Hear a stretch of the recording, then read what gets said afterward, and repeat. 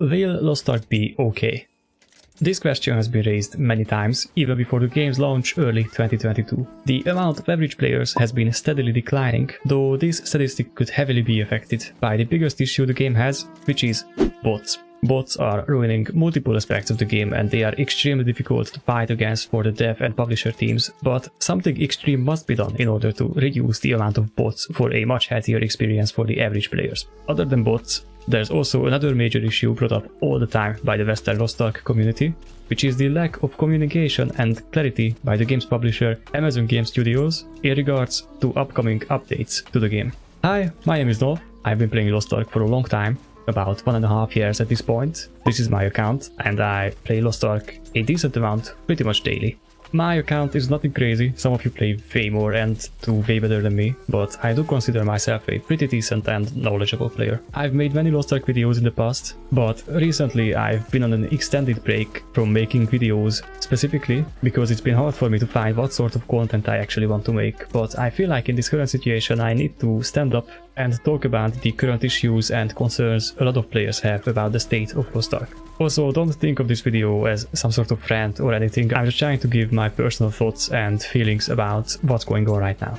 Okay, let me start by addressing the bot situation. Everyone knows what bots are and what they do, but I still want to say a few words about them. Basically, there are groups of people running multiple accounts creating Lost Ark characters that are botted through the story of the game, abusing cheats that let them one-shot monsters and bosses and also teleport around, so they go through everything at an accelerated rate just to reach the early stages of endgame content, which allows them to obtain a bunch of raw gold in forms of weekly Una tokens, report rewards and other sources. They also get to clear a certain dungeon called the Throne Spire with their cheats to obtain legendary grudge books, which go for a lot of gold on the auction house, even with the high amount of them being generated by the bot accounts. The gold that these accounts make is sold on certain websites for a portion of the price the gold would cost if you were to buy them the normal way through the cash shop. Though these sites are not allowed and buying gold through them can easily get you banned, players still seem to be really tempted to just buy gold from these sites simply because of the value of the money you need to spend for the amount of gold that you get. If you play this game, you know how difficult it can be to make even 100,000 gold, and because of all this extra gold generated by the bots, the price of accessories, blue crystals and other valuable items skyrockets so much that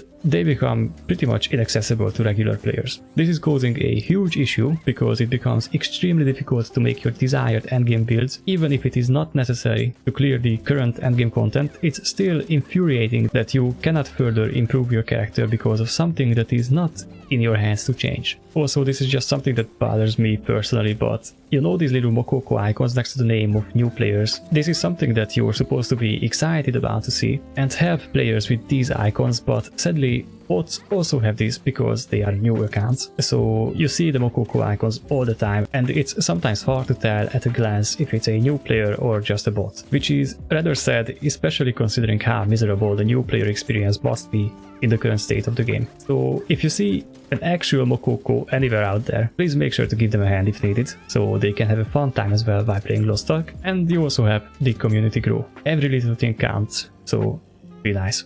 Bot issues have been present in other free-to-play MMO games, so this situation is nothing new or unexpected, but it's taking a lot of time for Smilegate and AGS to address this issue to a meaningful extent. I know I'm pretty much a nobody on the internet and I'm not trying to act smart here and say just ban all the bots, lol, but there has to be something that can be done, which could be related to the current server merges happening. If they merge a lot of servers together and lock the registration on them, it becomes a lot easier to ban all the remaining bots on these servers little by little with the help of the community by reporting the bot accounts we see running around. This way, you also need to monitor less servers for new bot accounts created and mass ban them in certain time intervals. This is just what I think might be the plan of the teams working on Lost Ark, but we can't really know for sure. The reason Korea has way less bots than us is because you are required to have a Korean social ID in order to register a Lost Ark account, which makes it rather difficult for the botters to create massive amounts of accounts, so it's not worth for them.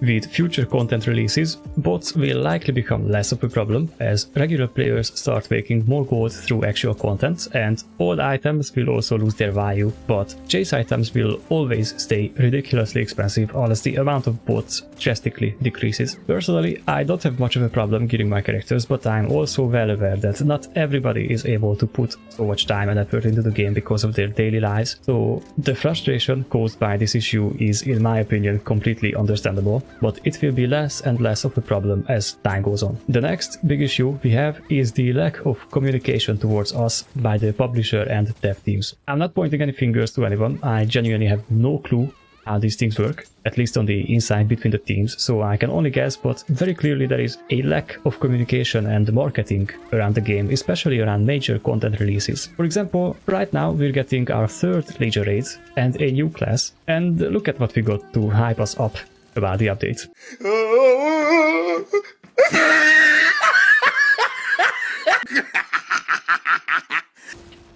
Yep. Yeah, you get the point. So the thing is, personally, I don't really care that much. As long as the servers are up and there's people to play with, I'm going to be logging in and having fun with the game. But some good quality hype videos, cool graphics and stuff like that would make logging in so much more exciting for most people. During downtimes, with no big events and releases going on, it's understandable to not have much going on social media either, but at times like this, one day before one of the biggest patches we've had yet in the West for Lost Ark, there has not been a single good hype post or anything to get people more excited about the patch, unless it's all about money and statistics of past attempts at similar projects.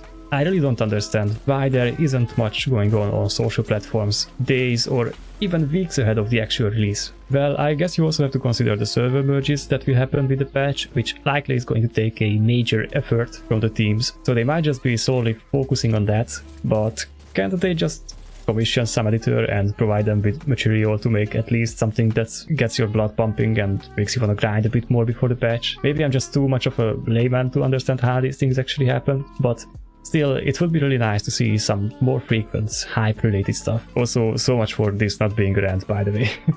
One thing that we need to keep in mind is that Smilegate also doesn't tell the Korean players about everything weeks ahead of the time, so this is not necessarily just on AGS's end, I guess. At least that's what I hear from players on the Korean servers. All that being said, I think that most of the complaining posts on the forums and Reddit are overreactions, though they are not completely baseless, if that makes any sense. Also, the fact that all these issues are the worst things that we can really complain about means that we really don't have it that bad, right? Other than, of course, the absolutely awful state of the South American and Europe West regions, but that's an entirely new topic that I don't want to address in this video, but it definitely is something that should not be overlooked, and I feel terrible for players who play on these regions. Things could be a lot worse if the servers were bad, and even though our client is not the best, mainly because of the useless anti-cheat, we still get to play pretty much fine and also get to experience this good-ass game and make lots of friends and memories in Arcadia.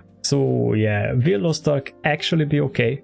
If you ask me, then yeah, definitely, no doubt. The road so far has had its ups and downs, and even I, an absolute degen, had to take a 4-week break from the game because I forced myself to keep grinding even post-burnout, but I came back when I felt better and enjoyed the game like never before. If you feel the need, definitely take time away from the game, don't fall for the FOMO, and you know, it's always a nice experience coming back to Lost Ark with all the rest and the events waiting for you. I'm personally 100% sticking to playing Lost Ark until I run out of fun things to do, or the Riot MMO comes out and it happens to be a crazy good game, which might actually happen, but let's just get there first and then we'll see. Anyways, love you all, thanks for watching the video and hearing me out. I'm not gonna make promises anymore about videos coming, but I do have a few things that I want to work on for the channel, so don't forget to subscribe for more Lost Ark content, and I will see you all next time.